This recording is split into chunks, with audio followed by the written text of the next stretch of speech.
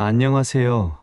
저는 한 대학병원의 의사입니다. 매일 환자들을 돌보는 일이 제 일상이었죠. 하지만 제가 가장 돌봐야 할 분이 바로 제 어머니라는 사실을 깨닫게 된 것은 불과 몇 달 전의 일이었습니다. 그날도 평소처럼 병원에서 야간 당직을 마치고 돌아왔을 때였습니다. 아내가 심각한 표정으로 저를 기다리고 있더군요. 어머니께서 또 길을 잃으셨다는 겁니다. 다행히 근처 편의점 주인분이 어머니를 알아보고 집까지 모셔다 주셨다고 했습니다. 여보, 어머님이 요즘 자주 이러세요. 제가 잠깐 화장실 다녀온 사이에도 현관문을 열고 나가셨어요. 아내의 말을 듣고 보니 최근 들어 어머니의 행동이 분명 이상했습니다. 전에는 없던 일이었죠. 냉장고에 같은 반찬을 여러 번 사다 놓으시거나 방금 한 이야기를 또 물어보시고 가끔은 제 이름을 떠올리시는데도 시간이 걸리셨습니다. 의사인 제가, 그것도 어머니의 아들인 제가 이런 증상을 눈치채지 못했다는 게 너무나 부끄러웠습니다. 다음 날 바로 어머니를 모시고 병원에 가서 검사를 받았습니다. 결과는 제가 가장 두려워하던 그것이었습니다. 치심의 그것도 이미 초기를 지나 중기로 넘어가는 단계였습니다. 어머니, 제가 의사인데도 이런 증상을 미리 알아채지 못해서 죄송합니다. 어머니는 오히려 저를 위로하셨습니다. 괜찮아. 도연아, 난 네가 있어서 든든해. 그 말씀을 듣는 순간 눈물이 났습니다. 제가 어릴 때부터 홀로 저를 키우시며 고생하신 어머니, 이제는 제가 돌봐드려야 할 때인데 하필 이런 큰 일이 생기다니요. 더군다나 제게 큰 난관이 하나 더 있었습니다. 바로 6개월간의 해외 파견 근무였죠. 미국의 유명 병원과 협력 프로젝트를 진행하는 중요한 일이었습니다. 제 경력에서 절대 놓칠 수 없는 기회였지만 지금 이 상황에서 어머니를 남겨두고 떠난다는 건 날이 되지 않았습니다. 어머니와 상의 끝에 요양원을 알아보기 시작했습니다. 하지만 그때 뜻밖의 제안이 들려왔습니다. 바로 제 아내였죠. 여보, 제가 어머님을 직접 모실게요. 요양보호사만 한 분 붙여주시면 충분해요. 아내의 제안은 너무나도 고마웠습니다. 아내는 전업주부로 집에서 시간을 보내고 있었고 평소에도 어머니를 잘 모시는 편이었습니다. 게다가 우리 아이들은 모두 해외 유학 중이라 집안일에 신경 쓸 일도 많지 않았죠. 정말 괜찮겠어. 치매 환자 돌보시는 게 쉽지 않을 텐데. 당연하죠. 어머님이 저희 가족인데 이렇게라도 도움이 될 수 있다면 좋죠. 아내의 말에 안도감이 들었습니다. 어쩌면 이게 최선의 선택일지도 모르겠다는 생각이 들었죠. 전문 요양보호사의 도움을 받으면서 가족의 따뜻한 돌봄도 함께 받으실 수 있을 테니까요. 결국 저는 아내를 믿고 출장을 떠나기로 결정했습니다. 어머니도 아들, 걱정 말고 다녀와. 서진이가 잘해줄 거야. 라며 저를 안심시키셨죠. 그때는 몰랐습니다. 제가 얼마나 큰 실수를 하고 있는지를, 사랑하는 어머니를 뱀의 아가리 속으로 밀어넣고 있다는 사실을. 미국에 도착하고 첫 한 달은 정말 바빴습니다. 새로운 환경, 끊임없는 회의와 수술들. 하지만 아무리 바빠도 하루도 빼먹지 않고 어머니와 영상통화를 했죠. 처음에는 모든 게 평화로워 보였습니다. 어머니는 늘 환한 미소로 저를 반겨주셨고 아내도 옆에서 세심하게 어머니를 보살피는 것 같았으니까요. 하지만 시간이 지날수록 뭔가 이상한 낌새가 보이기 시작했습니다. 어머니와의 영상통화가 점점 짧아지더니 어느 순간부터는 아예 통화가 되지 않는 날도 생기기 시작했죠. 아내의 핑계는 늘 비슷했습니다. 어머님이 피곤하셔서 일찍 주무셨어요. 오늘은 컨디션이 좀 안 좋으신가 봐요. 요양보호사 선생님이랑 산책 나가셨어요. 처음에는 그러려니 했습니다. 치매 환자분들은 컨디션 변화가 심하다는 걸 의사인 제가 더 잘 알고 있었으니까요. 하지만 매번 비슷한 이유로 통화가 어렵다는 게 이상했습니다. 특히 요양보호사님과 통화를 시도해도 늘 연결이 되지 않았죠. 여보, 요양보호사님 전화번호 좀 알려줄래? 아, 그게 요양보호사님이 개인 연락처는 알려주기 싫다고 하시네요. 프라이버시 때문에. 뭔가 석연치 않았습니다. 전문 요양보호사라면 보호자와의 소통이 얼마나 중요한지 잘 알 텐데 말이죠. 더구나 제가 주치의이자 아들인데도 말입니다. 어느 날은 어머니와 겨우 통화가 됐는데 어머니의 모습이 전과 많이 달라져 있었습니다. 피곤해 보이시고 전보다 훨씬 말씀이 없으셨죠. 눈빛도 생기가 없어 보였습니다. 무엇보다 걱정됐던 건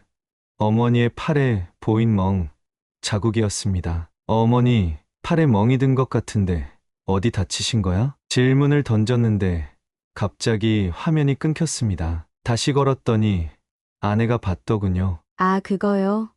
어머님이 요즘 자주 비틀거리셔서 가구에 부딪히신 것 같아요. 걱정 마세요. 아내의 설명은 그럴듯했지만 왠지 마음 한구석이 불편했습니다. 예전에 아내는 이렇게 퉁명스럽게 말하는 사람이 아니었는데 게다가 영상통화 중에 어머니의 표정이 어딘가 공포에 질린 것처럼 보였던 것 같기도 했고 밤마다 이런 생각들이 머릿속을 맴돌았습니다. 하지만 막상 뭔가 조치를 취하려 해도 여기서 제가 할 수 있는 게 없었죠. 수술 스케줄은 꽉 차 있었고 당장 한국에 돌아갈 수도 없는 상황이었습니다. 결정적으로 마음이 불안해진 건 어느 날 밤 어머니와 잠깐 통화가 됐을 때였습니다. 아내가 잠시 자리를 비운 사이 어머니께서 떨리는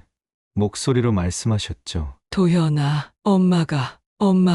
그 순간 또다시 통화가 끊겼습니다. 이후로 아무리 전화를 걸어도 아내는 어머님이 주무신다는 말만 되풀이할 뿐이었죠. 그때 제가 더 강하게 나섰어야 했는데, 아니, 애초에 어머니를 홀로 남겨두고 오지 말았어야 했는데, 그날은 평소와 다름없이 병원에서 수술을 마치고 숙소로 돌아온 날이었습니다. 시차 때문에 한국은 이미 다음날 새벽 2시, 피곤해 절어 막 잠자리에 들려던 찰나, 갑자기 제 휴대폰이 요란하게 울렸습니다. 발신자 표시를 보니 한국 번호였죠. 순간 가슴이 철렁 내려앉았습니다. 여보세요. 김도연님 되십니까?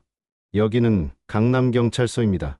그 순간 온몸에 피가 얼어붙는 것 같았습니다. 경찰이라니, 그것도 이 시간에. 네, 맞습니다만 무슨 일이신가요? 대개 아파트에서 가정폭력 신고가 들어왔습니다. 옆집 주민분께서 김도연님 댁에서 비명, 소리와 함께 물건 깨지는 소리가 들렸다고 신고하셨습니다. 순간 머릿속이 하얘졌습니다. 가정폭력이라니, 어머니와 아내가 단둘이 있는 집에서 무슨 일이 벌어진 걸까요? 심장이 터질 듯이 뛰었습니다. 지금 현관문을 두드려도 응답이 없어서 연락드렸습니다. 혹시 댁에 계신 분들과 연락이 되시나요? 떨리는 손으로 아내에게 전화를 걸어보았지만 전원이 꺼져 있다는 안내만 들렸습니다. 어머니 휴대폰으로도 연락을 시도했지만 마찬가지였죠. 불길한 예감이 온몸을 휘감았습니다. 경찰관님, 제 어머니와 아내가 집에 있어야 하는데 혹시 경비실에도 확인해 보셨나요? 네, 경비실에서는 1시간 전쯤 차량이 나가는 걸 봤다고 합니다. 하지만 그 이후로는 아무도 못 봤다고 하네요. 온갖 불길한 상상이 제 머릿속을 스쳐 지나갔습니다. 최근 어머니의 이상한 행동들, 아내의 수상한 태도, 그리고 끊겼던 그 마지막 통화. 경찰관님, 제가 현관 비밀번호 알려드리겠습니다. 들어가서 확인해 주세요. 떨리는 목소리로 비밀번호를 불러주었습니다. 제 심장은 경찰관이 문을 여는 순간부터 멈춘 것만 같았죠. 숨죽여 전화기 너머의 소리에 귀를 기울였습니다. 김도연님, 경찰관의 목소리가 무겁게 울렸습니다. 집 안이 완전히 난장판입니다. 거실 테이블이 뒤집혀 있고 유리 파편이 바닥에 흩어져 있습니다. 그리고 말끝을 흐리는 경찰관의 목소리에 제 등줄기로 식은땀이 흘렀습니다. 혈흔으로 보이는 자국도 있습니다. 그 순간 제 머릿속에서 무언가가 탁 하고 끊어지는 것 같았습니다. 지금 당장 한국으로 돌아가야 한다는 생각밖에 들지 않았죠. 하지만 그보다 먼저 경찰관님, 아파트 CCTV 확인 부탁드립니다. 제발 어머니가 무사하셔야 합니다. 목이 메어 더 이상 말을 잇지 못했습니다. 그동안 제가 얼마 큰 실수를 저지르고 있었는지 이제야 깨달았습니다. 하지만 이미 너무 늦어버린 것 같았습니다. 경찰이 보내온 현장 사진을 확인하는 순간 제 손에서 휴대폰이 미끄러져 떨어질 뻔했습니다. 평소 반듯하게 정돈되어 있던 우리 집 거실이 마치 태풍이 휩쓸고 지나간 것처럼 변해 있었으니까요. 거실 한가운데 있던 무거운 대리석, 테이블이 완전히 뒤집혀 있었고 어머니가 아끼시던 꽃병은 산산조각이 나 있었습니다. 바닥에는 찢어진 종이들이 흩어져 있었는데 자세히 보니 어머니의 부동산 관련 서류들이었습니다. 제 가슴 한켠이 덜컥 내려앉았습니다. 어머니는 평소 이 서류들을 금고에 꼭 넣어두시곤 했는데 왜 이렇게 된 걸까요? 더 충격적인 건 어머니의 방이었습니다. 평소 깔끔하게 정돈되어 있던 옷장이 완전히 뒤져진 흔적이 있었고 서랍장은 모두 열려 있었습니다. 누군가 무언가를 급하게 찾은 것 같은 모습이었죠. 베개 밑에서는 어머니가 늘 가지고 다니시던 수첩이 발견됐는데 그 안에는 금고 비밀번호로 추정되는 숫자들이 적혀 있었습니다. 욕실 바닥에는 붉은색 얼룩이 몇 군데 보였습니다. 경찰은 혈흔 반응 검사를 진행 중이라고 했지만 제 머릿속은 이미 최악의 상황을 그리고 있었습니다. 어머니가 다치신 걸까요? 아니면 아내가?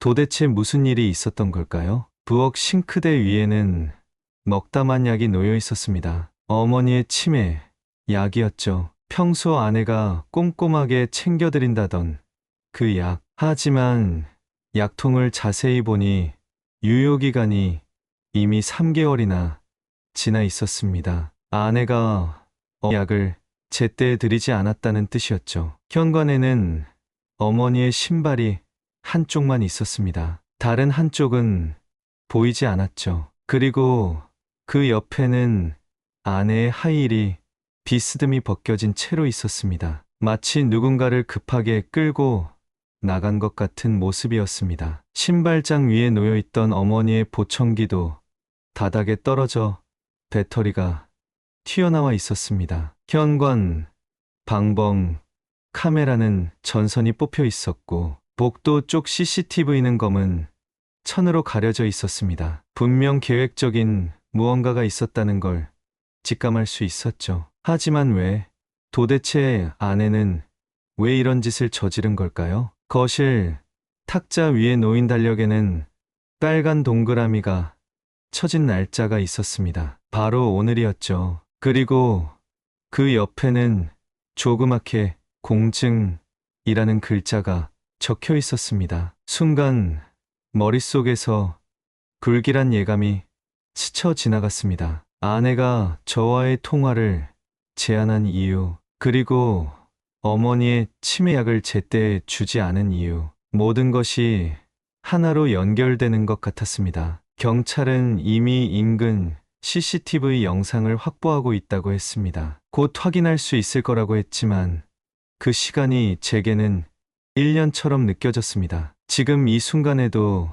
어머니는 어디에서 어떤 일을 겪고 계실지 생각만 해도 가슴이 무너져 내렸습니다. 경찰의 연락을 받자마자 저는 즉시 귀국을 결정했습니다. 다행히 병원 동료들이 제 상황을 이해해 주었고 응급 가족 휴가를 즉시 받을 수 있었습니다. 새벽 시간이었지만 바로 공항으로 달려갔죠. 가는 길에도 계속해서 한국 경찰과 연락을 주고받았습니다. 13시간의 비행 시간이 3년처럼 느껴졌습니다. 비행기 안에서도 제 머릿속은 온통 어머니 생각뿐이었습니다. 인천공항에 도착하자마자 경찰이 저를 맞이했고 곧장 강남경찰서로 향했습니다. 경찰서 모니터 앞에서 저는 숨죽인 채 CCTV 영상을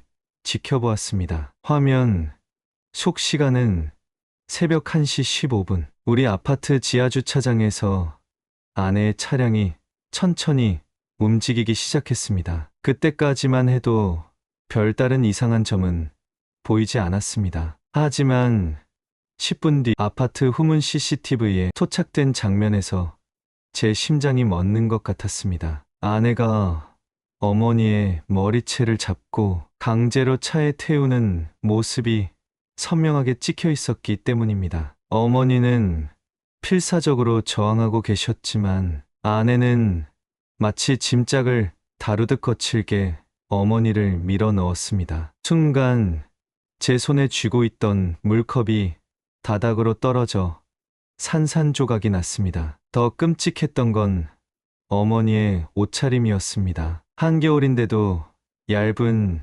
잠옷차림 그대로였습니다. 발에 슬리퍼조차 제대로 신지 못한 채로요. 어머니의 팔에는 시퍼런 멍 자국이 선명했고 얼굴에는 공포와 절망이 가득했습니다. 그동안 제가 보지 못했던, 아니 보려 하지 않았던 모든 학대의 흔적이 그 짧은 순간 영상에 고스란히 담겨 있었습니다. 아내는 주변을 살피며 재빨리 차에 오르더니 곧장 아파트를 벗어났습니다. 이어진 도로 CCTV들에서 아내의 차량은 도심을 벗어나 북쪽으로 향했습니다. 시간이 갈수록 차량의 속도는 점점 더 빨라졌고 마지막으로 포착된 지점은 도시 외곽의 한적한 산길 입구였습니다. 그 너머로는 더 이상 CCTV가 설치되어 있지 않았습니다. 경찰은 즉시 수색 작전에 들어갔습니다. 아내의 차량 번호가 전국에 수배되었고 산길 주변의 모든 가능한 경로가 체크되기 시작했습니다. 하지만 시간은 계속해서 흘러가고 있었고 한겨울 밤 산속에 홀로 남겨진 어머니를 생각하니 제 마음은 타들어가는 것만 같았습니다. CCTV를 계속 돌려보면서 더 많은 충격적인 사실들이 드러났습니다. 지난 한 달간의 영상을 분석한 결과 아내는 이미 여러 차례 어머니를 학대해왔다는 사실이 밝혀졌습니다. 어머니를 마구 밀치고 식사를 제대로 주지 않고 심지어 욕실에 가두는 모습까지, 그 모든 장면들이 차례로 재생될 때마다 제 가슴 한켠이 무너져 내렸습니다. 특히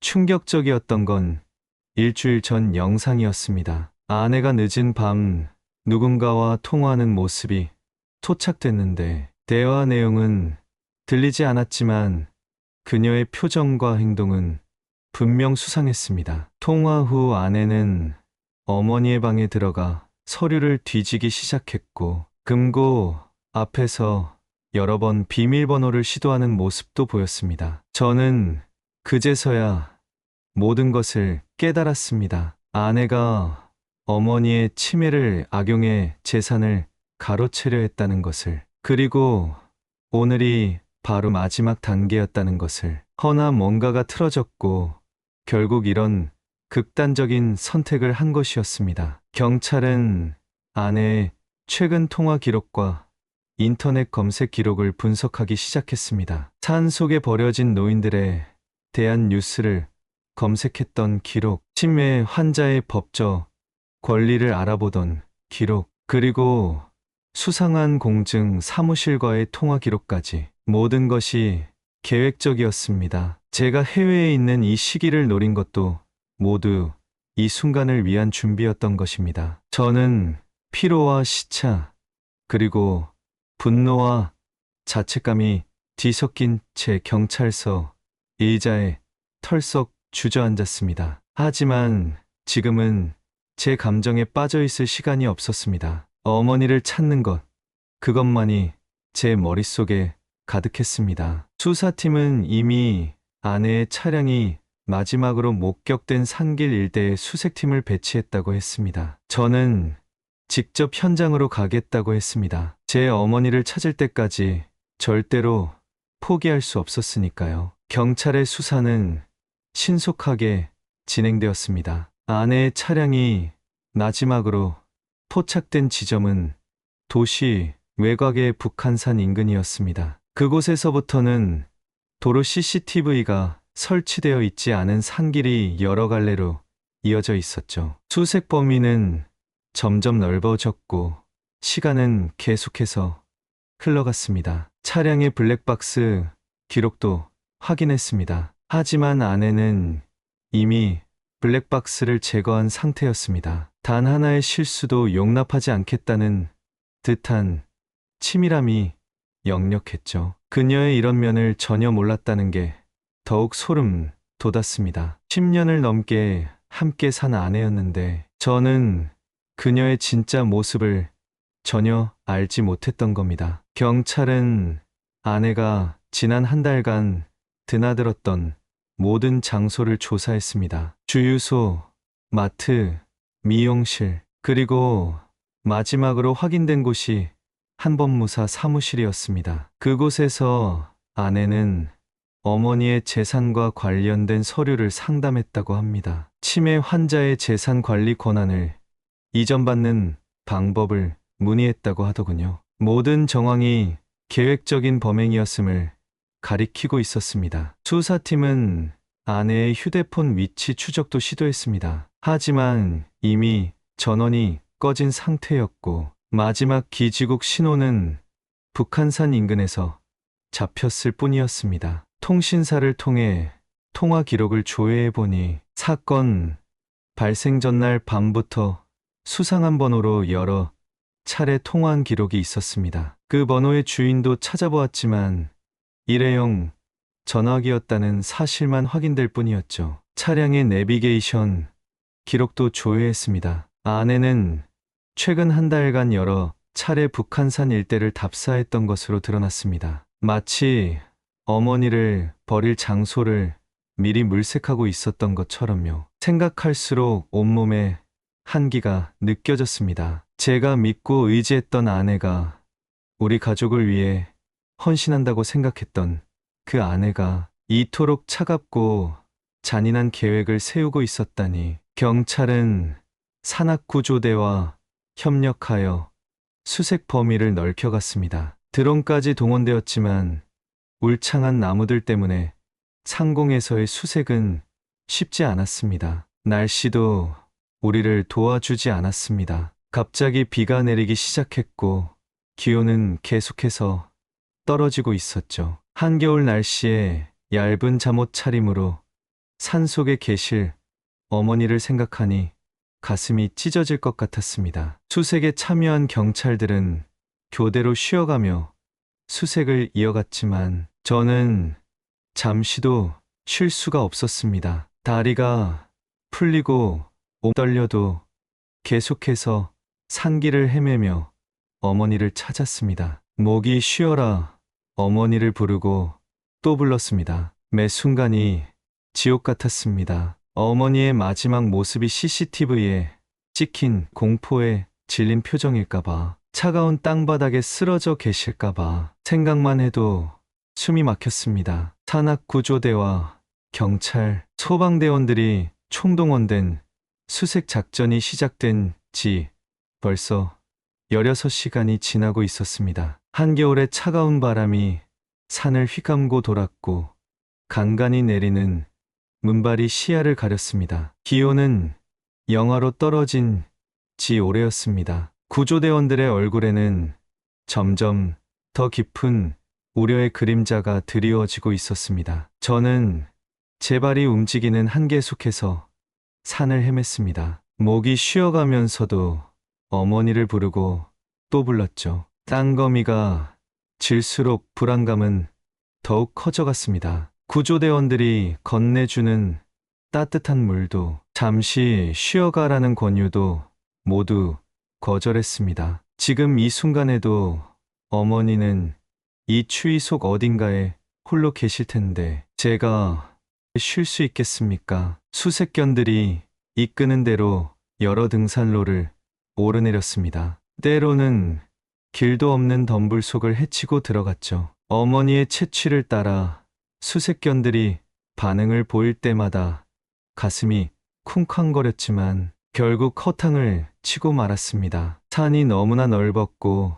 수색해야 할 지역은 계속해서 늘어만 갔습니다. 경찰은 아내의 차량이 지나간 모든 도로의 CCTV를 다시 한번 분석했습니다. 혹시 놓친 단서가 있을까 해서였죠. 마지막으로 차량이 목격된 지점에서부터 반경 10km 내의 모든 민가와 창고, 폐가까지 수색 범위에 포함시켰습니다. 마을 주민들에게도 수소문했지만 아무도 수상한 차량이나 사람을 보지 못했다고 했습니다. 시간이 흐를수록 제 마음속 자책감은 더욱 깊어졌습니다. 왜 진작 눈치채지 못했을까요? 아내가 어머 학대한다는 징후들이 분명히 있었을 텐데 어머니의 멍 자국, 수상쩍은 전화 통화, 잦아지는 컨디션 불량, 그 모든 것들이 이제야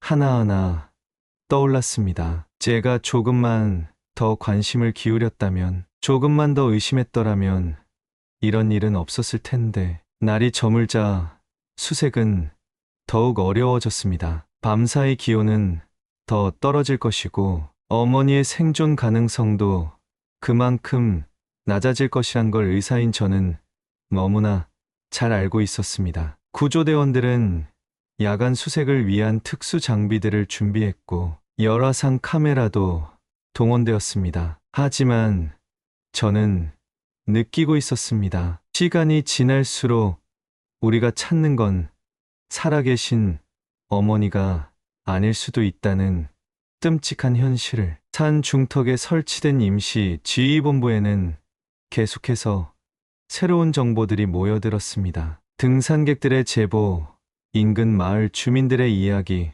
순찰 중인 경찰관들의 보고. 하지만 어느 것 하나 결정적인 단서가 되지는 못했습니다. 마치 어머니가 이 세상에서 흔적도 없이 사라져버린 것만 같았습니다. 밤이 깊어갈수록 저희 절망감도 깊어져만 갔습니다. 어머니는 지금 얼마나 무서워하고 계실까? 얼마나 추울까? 얼마나 외로울까? 생각할수록 가슴이 찢어질 것 같았습니다. 그리고 그 모든 고통의 원인이 된 아내를 생각하면 이가 갈렸습니다. 어떻게 사람이, 그것도 10년을 함께 산 가족이 이토록 잔인할 수 있단 말입니까? 동이 트기 시작할 무렵 지휘본부에 한 등산객의 다급한 신고가 들어왔습니다. 북한산 깊숙한 곳에서 잠옷 차림의 할머니를 발견했다는 내용이었습니다. 순간 제 심장이 요동쳤습니다. 구조대와 함께 신고된 위치로 달려갔습니다. 새벽 공기는 차갑게 얼어붙어 있었고 어둠이 걷히면서 하얀 입김이 더욱 선명하게 보였습니다. 현장에 도착해보니 한 마을 주민 부부가 어머니를 돌보고 있었습니다. 아침 산책을 나왔다가 우연히 발견했다고 했습니다. 바위 틈에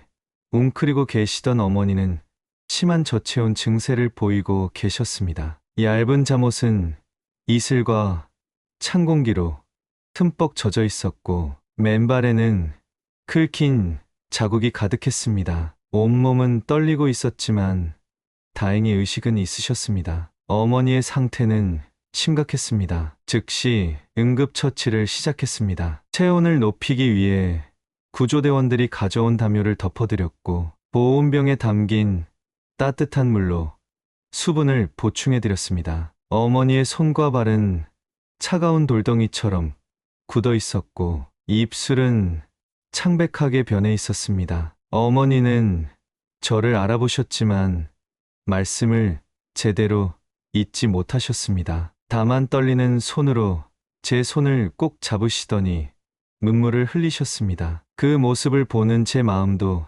무너져 내렸습니다. 한밤중에 이런 곳에 버려지신 어머니의 공포와 절망이 어떠했을지 생각만 해도 가슴이 찢어질 것 같았습니다. 응급구조대가 도착하고 어머니는 즉시 들것에 실려 병원으로 이송되었습니다. 이송 과정에서 어머니는 계속해서 중얼거리셨습니다. 대부분은 알아들을 수 없는 말씀이었지만 가끔 또렷하게 들리는 말씀들이 있었습니다. 금고, 비밀번호 계약서, 그리고 서진이가 날 여기 두고 이런 말씀들을 하시다가 다시 의식이 흐려지곤 하셨습니다. 병원으로 가는 앰뷸런스 안에서 어머니의 손을 잡고 있는데 갑자기 어머니가 제 손을 꼭 쥐시더니 또렷한 목소리로 말씀하셨습니다. 도연아, 엄마 지갑 꼭 찾아야 해. 그리고는 다시 깊은 잠에 빠져드셨습니다. 그때는 그 말씀이 무슨 의미인지 몰랐습니다. 하지만 나중에 알게 되었죠. 그 지갑 속에 모든 진실을 밝힐 열쇠가 들어있다는 것을. 병원에 도착하자마자 어머니는 중환자실로 이송되었습니다. 체온은 34도까지 떨어져 있었고 전신에 걸친 찰진 상태였습니다. 여기저기 긁힌 상처와 멍 자국들, 그리고 오른쪽 발목의 염자까지 심각한 상태였습니다. 다행히 급성 합병증의 위험은 넘겼지만 이제 시작일 뿐이었습니다. 육체적인 상처보다 더 깊은 정신적 외상이 어머니를 기다리고 있을 테니까요. 경찰은 어머니가 발견된 현장을 샅샅이 조사했습니다. 어머니가 웅크리고 계셨던 바위 틈 근처에서 찢어진 잠옷 조각과 아내의 머리핀이 발견되었습니다. 거기서부터 산길 아래쪽으로 내려가는 길에는 분명한 실랑이의 흔적이 남아 있었죠. 아내가 어머니를 끌고 온 것이 분명했습니다. 어머니가 중환자실에 입원해 계신 동안 경찰의 수사는 계속되었습니다. 어머니가 발견되고 얼마 지나지 않아 아내의 차량이 인천공항 장기주차장에서 발견되었습니다. 아내는 이미 해외로 도주를 시도한 것이었죠. 다행히 신속한 출국 금지 조치 덕분에 검거할 수 있었습니다. 수사가 진행될수록 더욱 충격적인 사실들이 드러났습니다. 제가 출장을 떠난 후 아내는 요양보호사를 전혀 고용하지 않았다는 사실이 밝혀졌습니다. 매달 요양보호사 비용으로 보낸 돈은 모두 아내의 비자금이 되어 있었죠. 어머니는 홀로 방치된 채 최소한의 돌봄도 받지 못하고 계셨던 겁니다. 더 놀라운 것은 아내가 어머니의 재산을 노리고 짜놓은 치밀한 계획이었습니다. 경찰은 아내의 이메일 계정에서 충격적인 증거들을 발견했습니다. 어머니의 치매 진단을 이용해 재산관리인 지정 신청을 준비하고 있었던 것입니다. 심지어 어머니의 서명을 위조한 연습까지 하고 있었죠. 아내의 휴대폰에서는 더 끔찍한 검색 기록이 발견되었습니다. 치매 환자 실종 시 수색 기간, 산에서 실종된 노인 통계, 치매, 환자 실종 후 사망 추정 기간, 이런 검색어들이 수십 건이나 있었습니다. 제가 없는 동안 아내는 차근차근 어머니를 없애버릴 계획을 세우고 있었던 것입니다. 압수된 아내의 노트북에서는 어머니의 재산 목록이 꼼꼼하게 정리되어 있었습니다. 강남의 빌딩 3채, 청담동의 주택, 제주도의 땅, 그리고 스위스 계좌에 보관 중인 현금까지. 아내는 이 모든 것을 차지하기 위해 어머니를 해치려 했던 것입니다. 어머니의 방에서 발견된 지갑 속에는 결정적인 증거가 있었습니다. 아내가 어머 협박하며 강제로 쓰게 한 차용증과 위임장들, 그리고 아내의 범행을 증명할 녹음 파일까지 들어 있었습니다. 어머니는 치매 환자였지만 마지막까지 이성을 잃지 않고 증거를 모아두신 것이었습니다. 경찰 조사 결과 아내는 우리 가족만을 노린 게 아니었습니다. 과거 그녀의 전 남편도 이문의 교통사고로 사망했다는 사실이 밝혀졌죠. 당시에는 단순 사고로 처리되었지만 이번 사건을 계기로 재수사가 시작되었습니다. 전 남편의 유산도 모두 아내가 차지했었다는 사실이 드러났습니다. 인천공항에서 검거된 아내의 모습은 제가 알던 그녀와는 전혀 달랐습니다. 얼굴에는 짙은 화장이 되어 있었고 머리는 금발로 염색한 상태였습니다. 수화물 속에서는 위조 여권과 현금, 다발이 발견되었죠. 도주를 위해 철저하게 준비를 해온 것이었습니다. 신문실에서 마주한 아내의 눈빛은 차갑기 그지없었습니다. 처음에는 모든 것을 부인했습니다. 어머니를 산에 버렸다는 증거가 있냐며 오히려 당당한 태도였죠. 하지만 경찰이 하나둘 증거들을 제시하자 아내의 태도가 급격히 변했습니다. CCTV 영상이 재생되는 동안 아내는 자리에서 꼼짝도 하지 않았습니다. 어머니의 머리채를 잡고 끌고 가는 장면, 차에 억지로 태우는 장면, 모든 것이 너무나 선명했습니다. 이어서 공개된 블랙박스 영상도 결정적이었습니다. 아내가 제거했다고 생각한 그 영상을 경찰은 이미 확보한 뒤였던 것입니다. 신문이 거듭될수록 아내의 진짜 모습이 드러났습니다. 처음부터 어머니의 재산을 노리고 결혼했다는 충격적인 고백, 이미 몇 년 전부터 범행을 계획해왔다는 사실, 모든 이야기가 마치 잘 짜인 극본처럼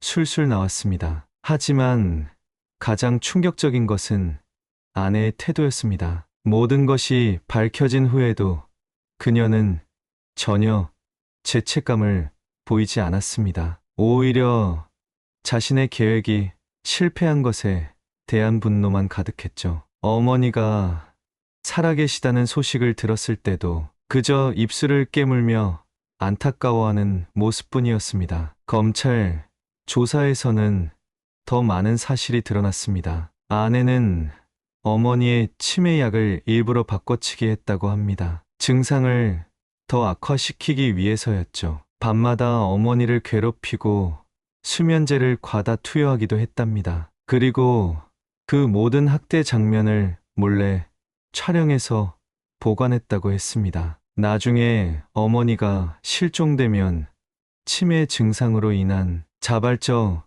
실종으로 위장하려는 계획이었다는 것이었습니다. 아내는 마지막 신문에서 이렇게 말했다고 합니다. 그 많은 재산을 홀로 가지고 있는 게 아깝잖아요. 어차피 곧 돌아가실 분인데 그냥 조금 더 일찍 보내드리려고 했을 뿐이에요. 그 말을 전해 들었을 때 저는 온몸에 한기가 도는 것을 느꼈습니다. 제가 사랑했던 사람이, 제가 신뢰했던 아내가 이토록 차가운 살인자였다니. 재판이 시작되고 법정에서 마주한 아내의 모습은 또 달랐습니다. 화려한 금발은 사라지고 수수한 검은 머리로 돌아와 있었고 짙은 화장도 지워진 채였습니다. 죄수복을 입은 그녀는 마치 완전히 다른 사람처럼 보였습니다. 하지만 그 차가운 눈빛만은 여전했습니다. 검찰은 치밀하게 준비된 증거들을 하나씩 제시했습니다. 어머니를 학대하는 CCTV 영상, 위조된 서류들, 은행거래 내역, 그리고 아내의 휴대폰에서 발견된 충격적인 계획들까지. 방청석에 앉아있던 저는 그 증거들을 보면서 몇 번이나 자리를 박차고 나가고 싶었습니다. 특히 충격적이었던 것은 아내가 작성해둔 범행 계획서였습니다. 그녀는 마치 사업 계획서를 쓰듯 꼼꼼하게 모든 것을 기록해 두었습니다. 어머니의 치매 증상을 악화시키는 방법부터 재산을 가로채는 순서, 실종을 위장하는 방법까지, 심지어 제가 출장을 떠난 후의 시간대별 알리바이, 구축 계획까지 있었습니다. 변호인은 아내의 정신적 문제를 언급하며 심신미약을 주장했습니다. 하지만 정신감정 결과는 정반대였습니다. 오히려 아내는 평균 이상의 지능과 뛰어난 판단력을 가진 것으로 나타났죠. 범행은 철저히 계획적이었고 어떤 정신적 장애나 강박도 없었다고 합니다. 재판장은 특히 아내가 보인 반인륜적 행위에 대해 강하게 질타했습니다. 가족을 돌봐야 할 며느리가 오히려 시어머니를 해치려 했다는 점, 그것도 재산을 노리고 치밀하게 계획했다는 점에서 재질이 극히 불량하다고 지적했습니다. 더구나 어머니를 학대하는 과정에서 보인 잔혹성은 말로 표현하기 어려울 정도였습니다. 일부러 치매 약을 바꿔치기 하고 밤마다 잠을 재우지 않고 식사도 제대로 주지 않았다는 사실이 밝혀질 때마다 방청석에서는 탄식이 흘러나왔습니다. 최후 진술에서 아내는 눈물을 보이며 반성하는 듯한 모습을 보였습니다. 결국 재판부는 아내에게 징역 15년을 선고했습니다. 살인미수, 존속폭행, 사기미수, 재물손괴 등 죄목만 수십 가지였습니다. 게다가 재산에 대한 모든 권리도 박탈당했죠. 제가 그동안 그녀 명의로 해둔 재산까지 모두 환수되었습니다. 판결이 선고되는 순간 아내의 얼굴에서 처음으로 감정이 드러났습니다. 그것은 분노였습니다. 자신의 완벽한 계획이 실패로 돌아간 것에 대한, 그리고 그토록 노리던 재산을 모두 놓치게 된 것에 대한 분노였겠죠. 저는 그제서야 깨달았습니다. 제가 사랑했던 그 여자는 처음부터 존재하지 않았다는 것을, 그저 재산을 노리고 접근한 파렴치한 사기꾼의 가면이었을 뿐이라는 것을. 재판이 끝나고 저는 온전히 어머니의 치료에 집중했습니다. 병원 동료들의 도움으로 최고의 치료진을 꾸릴 수 있었고 어머니는 서서히 건강을 되찾아가기 시작하셨습니다. 처음에는 커되었던 치매 증상도 올바른 약물 치료와 꾸준한 재활 치료를 통해 조금씩 호전되어 갔습니다. 특히 놀라웠던 것은 어머니의 기억이 조금씩 돌아오기 시작했다는 점이었습니다. 처음에는 단편적인 기억들이었습니다. 아내가 자신을 학대하던 순간들, 재산을 강요하던 순간들, 그런 끔찍한 기억들이 먼저 떠올랐습니다. 어머니는 그런 기억들을 떠올리실 때마다 온몸을 떠시며 괴로워하셨습니다. 하지만 시간이 지날수록 더 오래된, 더 따뜻한 기억들도 되살아나기 시작했습니다. 제가 어렸을 때 함께했던 추억들, 아버지와의 행복했던 시절들, 어머니는 그런 이야기들을 하실 때면 어린아이처럼 환하게 웃으셨습니다. 의사들은 이런 긍정적인 기억들이 어머니의 치료에 큰 도움이 된다고 했습니다. 가장 가슴 아팠던 순간은 어머니가 그동안의 일들을 차근차근 들려주실 때였습니다. 아내가 처음에는 얼마나 상냥하게 대해주었는지, 하지만 시간이 지날수록 어떻게 돌변했는지, 재산을 요구하면서 협박하고 밤마다 잠을 재우지 않고 괴롭히던 일들, 심지어 식사도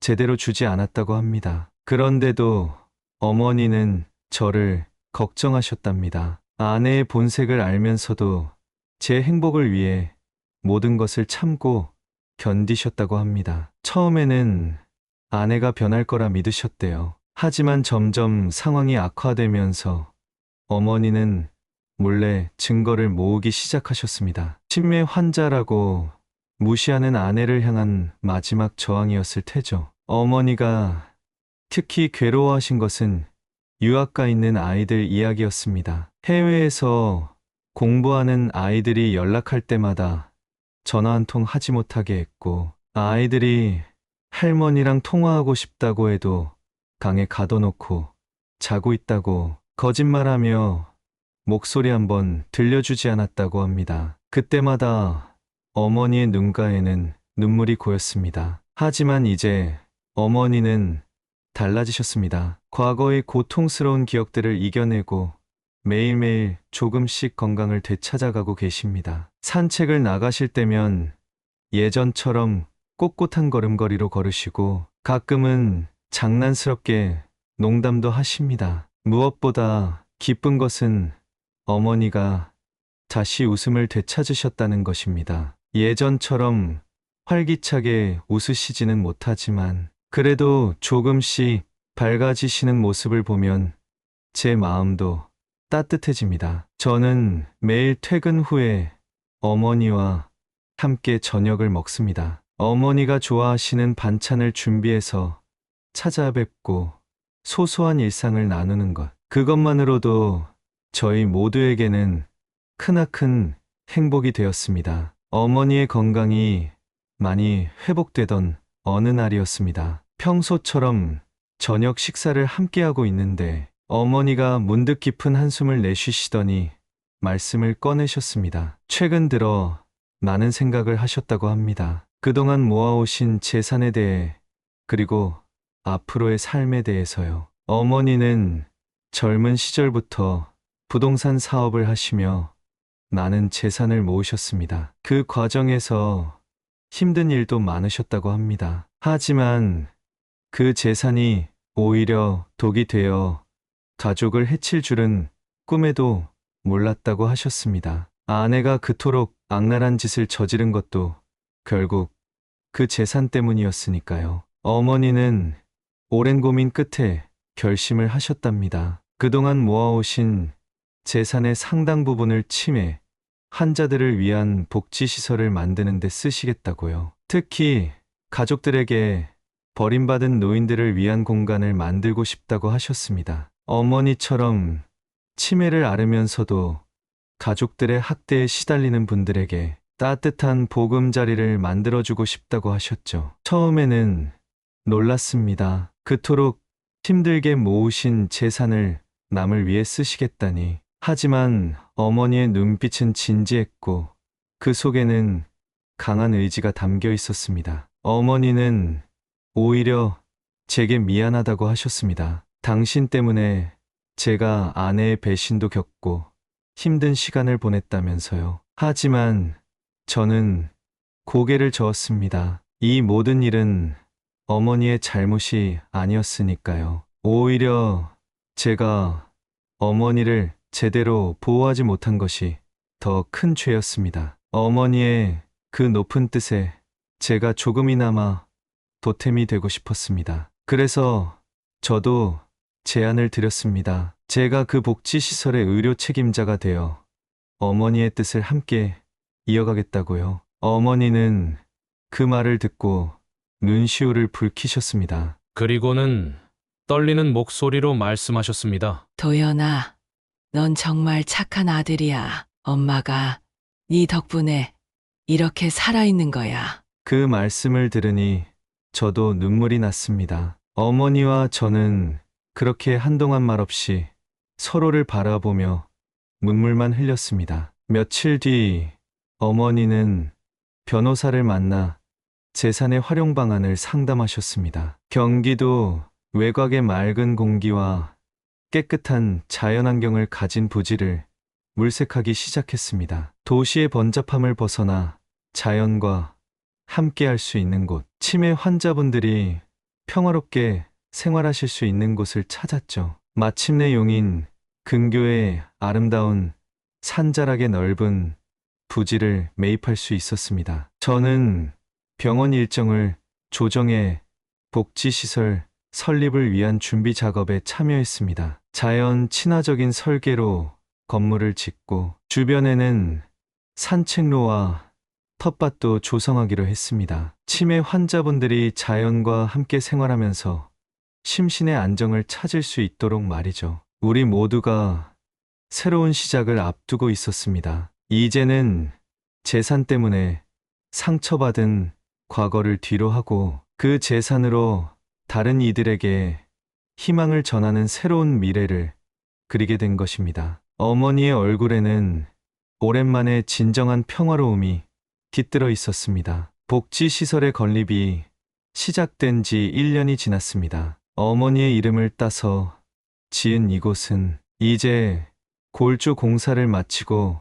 내부 시설을 갖추어 가는 중입니다. 어머니는 매주 공사 현장을 찾으셔서 진행 상황을 꼼꼼히 체크하십니다. 치매가 있으신데도 이상하리만큼 시설과 관련된 것들은 하나도 놓치지 않으시더군요. 저는 병원 일을 정리하고 이곳에 의료원장을 맡기로 했습니다. 20년 동안 일했던 병원을 떠나는 건 쉽지 않은 결정이었지만 이제는 제가 가야 할 길이 분명했습니다. 어머니의 뜻을 이어받아 치매로 고통받는 분들을 돕는 일. 그것이 제 새로운 소명이 된 것 같았습니다. 유학 중이던 아이들도 방학을 맞아 귀국했습니다. 그동안 할머니와 제대로 연락도 못하게 했던 아내의 만행을 알게 된 아이들은 처음에 큰 충격을 받았지만 이제는 오히려 더 자주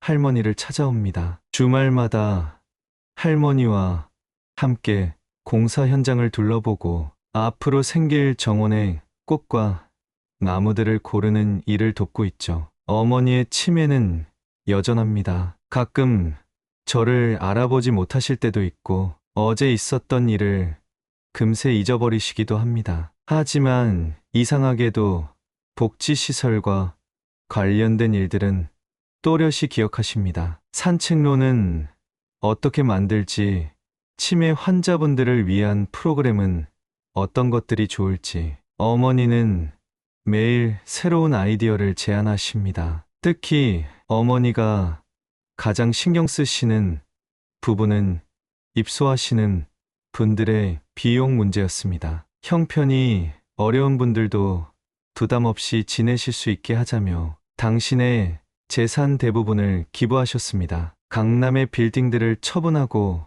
그동안 모아두신 현금까지. 어머니는 말씀하셨습니다. 돈이 사람을 해치는 걸 봤으니 이제는 그 돈으로 사람을 살리는 일을 하고 싶어. 건물이 완성되어 가는 모습을 보며 어머니는 자주 우십니다. 기쁨의 눈물일 때도 있고 과거를 회상하며 흘리시는 슬픔의 눈물일 때도 있습니다. 저는 그런 어머니의 손을 꼭 잡아드립니다. 이제는 제가 어머니를 지키겠다고 다시는 그런 아픔이 없을 거라고 약속드립니다. 정수건이 문을 열면 가장 먼저 입소하실 분은 김순자 할머니입니다. 얼마 전 뉴스에 나왔던 분인데 치매가 있다는 이유로 자식들에게 학대받다가 이웃의 신고로 부조되신 분이죠. 그 소식을 보시고는 어머니가 직접 찾아가 면회를 하고 오셨습니다. 당신과 비슷한 아픔을 겪은 분을 보시고는 밤새 우셨다고 합니다. 가끔 동료 의사들이 물어봅니다. 왜 안정된 대학병원을 그만두고 이런 선택을 했냐고요. 저는 대답합니다. 제가 의사가 된 이유는 아픈 사람들을 돕기 위해서였다고. 그리고 이제는 몸이 아픈 분들뿐만 아니라 마음까지 아픈 분들을 치유하는 의사가 되고 싶다고 말입니다. 봄이 오면 복지시설은 문을 엽니다. 벚꽃이 필 무렵이면 이곳에도 새 생명이 움틀 것입니다. 어머니의 아픔을 딛고 피어난 이 꽃이 앞으로 더 많은 분들에게 희망이 되어줄 것이라 믿습니다. 그리고 저는 그 희망을 지켜나가는 든든한 버팀목이 되려 합니다.